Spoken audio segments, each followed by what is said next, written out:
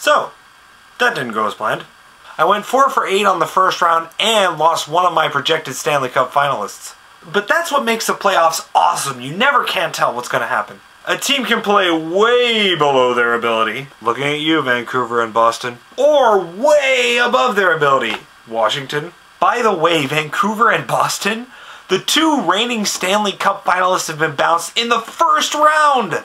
I'm really at a loss for words. It's time to talk about the second round. Welcome to the penalty box.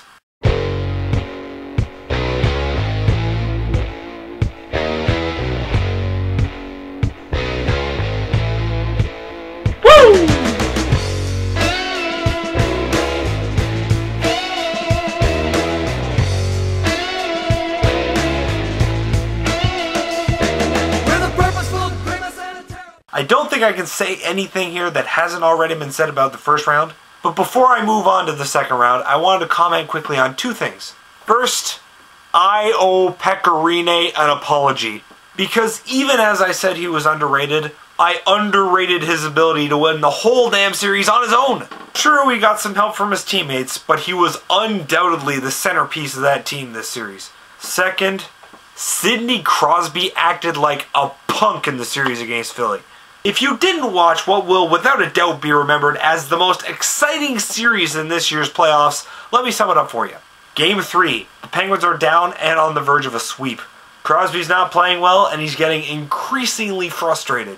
Jakub Voracek's glove happens to be lying on the ice near Crosby, and as Voracek bends down to pick it up, Crosby bats it away with his stick.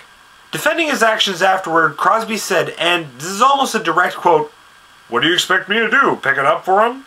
Let me feel that one. No, Sid, I don't expect you to pick it up for him, but considering you are the biggest star in the league and therefore the face of the game, we do expect you to act with a little more class and maturity than a bratty toddler in the throes of a temper tantrum. I'm sorry, I know there are Crosby fans that watch this vlog.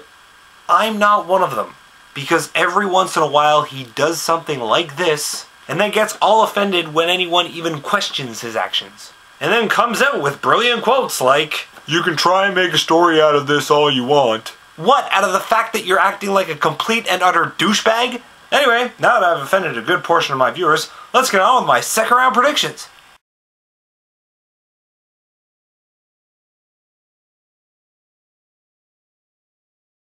The New York Rangers versus the Washington Capitals. This was the matchup I was hoping for in the first round, and it could be a good one. Washington had a brilliant game plan of not getting involved with the Bruins' rough and tumble style, and it served them well, pulling off a big victory over the reigning Stanley Cup champions. The Rangers, meanwhile, had some early jitters, but overcame them to put away a Senators squad that came to play. Some people see that as a bad sign for the Rangers, but they exhibited resilience and composure in a feisty battle against an Ottawa team playing way better than the regular season record indicates. The interesting thing to keep an eye on in this series is the goaltending battle. On one side, you've got the perennial all-star Henrik Lundqvist, and on the other, you've got virtually unknown Braden Holtby, who broke into the league to stun the Boston Bruins. When your first playoff victory comes against Tim Thomas, you know you're the real deal. And while Holtby had a huge series, I think the Rangers win the goaltending battle here. Yet while the Rangers do have gamebreaker Brad Richards, Washington wins the offensive battle as Alexander Ovechkin has awoken in a big way and the rest of his team has responded in kind.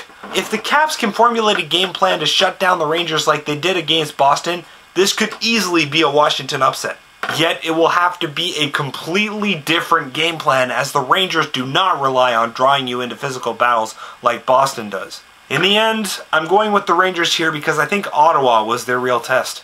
Now that they've been battle-hardened, they've got a deep playoff run ahead of them. Washington will give them a run for their money, but New York wins in 7 games.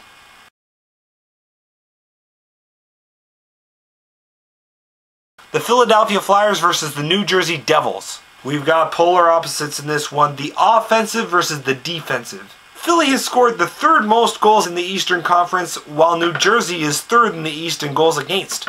Philly has just come off the most entertaining series I've seen in years, an intense battle against the Pittsburgh Penguins, while New Jersey has just come off a series in which they've looked shaky at times against the Florida Panthers. And part of that is the fact that Martin Brodeur is undeniably on the downward slope of his career, and for a Devils team that's always relied on him to carry them, That ain't welcome news. But then again, Philly's Ilya Bryzgalov is not exactly a Vezina candidate.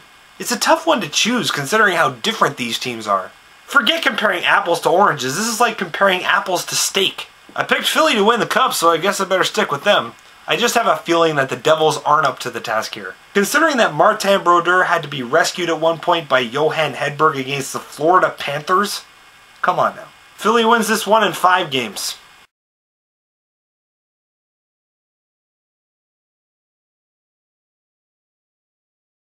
The St. Louis Blues versus the LA Kings. If you're looking for the ultimate goalie battle, here it is. Although the other Western Conference series figures to be a defensive battle as well, but we'll get to that. On one hand, Brian Elliott, who stoned the high-powered San Jose offense with a .949 save percentage. On the other, Jonathan Quick, who silenced the President's Trophy recipients Vancouver with a .953 save percentage. One thing St. Louis has going for it is that they have options. Meaning that if something happens and Elliott falters, you've got Yaroslav Halak waiting in the wings ready to take the reins. That's something that the Kings don't have. I mean, after Quick, who is there? Jonathan Bernier, who's never played an NHL playoff game in his life? The similarities between these two teams are striking, and not just in net. You want to talk about breakout players, you've got them on both sides. Dustin Brown was a huge reason for the Kings' success against Vancouver, as he did the job of a true captain, guiding the offense and elevating the play of those around him. Meanwhile, on the other side, Andy McDonald has put this team on his back, carrying them with 8 points in 5 games. Even going down to goals scored in this series, these two teams are neck and neck, with Los Angeles scoring 12 goals in 5 games and St. Louis scoring 14 goals in 5 games. I'm tempted to just not give a prediction because more than any other series this year, this could really go either way. But that's a cop-out, so I'm going with St. Louis. They've got the extra goalie and 2 extra goals in their 5-game series. That could be the difference here. This series will be right down to the wire, 7 games, but St. Louis will pull it out by a hair, maybe.